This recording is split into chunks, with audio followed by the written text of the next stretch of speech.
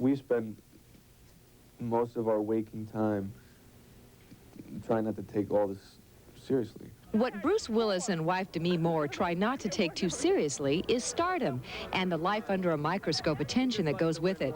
Nevertheless, Willis knows that success invites the spotlight. Yeah, I guess it's not going to go away, is it? I think the only thing that I'm afraid of now is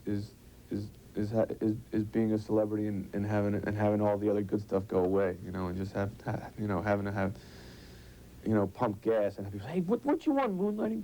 It was the TV show Moonlighting that made Willis a familiar face. However, it was the blockbuster film Die Hard that transformed him into an international celebrity.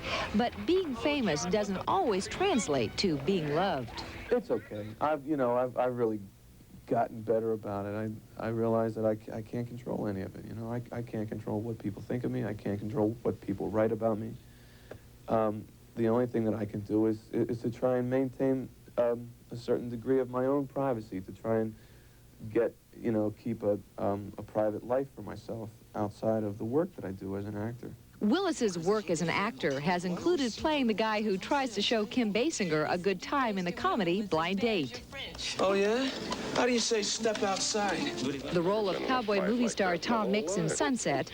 Yeah, I bet your Buffalo Bill didn't kill on them engines either. And the part of a troubled Vietnam vet in the film In Country. But his latest role gives Willis a unique opportunity. He plays the unscrupulous reporter Peter Fallow in The Bonfire of the Vanities. I am the man of the moment, the hero of the evening. Me and a little book I happen to write.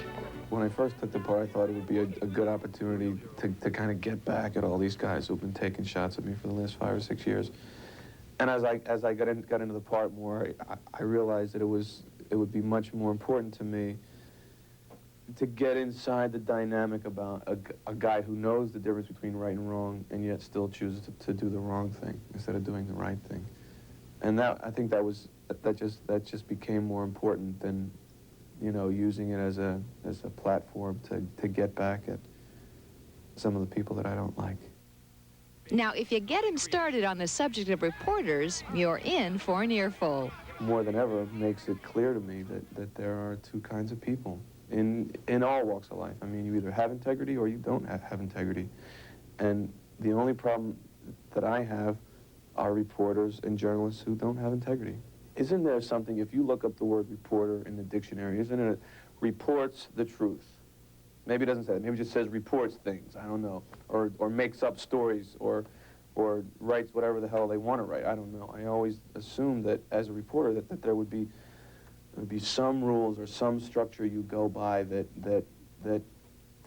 forces you to stay within the guidelines of the truth.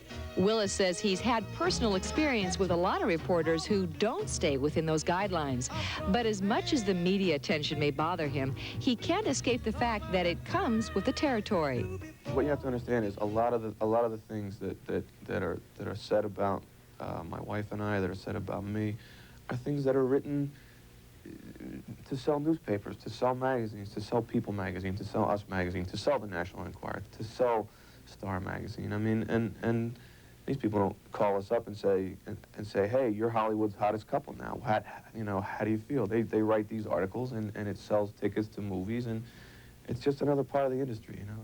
Make no mistake, Willis appreciates that the industry has been good to him. Still, he admits to a touch of nostalgia when he thinks back to the old days before he became the top property of the tabloids. I think more than anything what it is that I miss the anonymity that I had in those days. I mean, I was a maniac when I was in New York. I only had to do one thing. I had one goal, and that was to get acting work and to become a successful actor. Well, I guess I got that. Guess he did.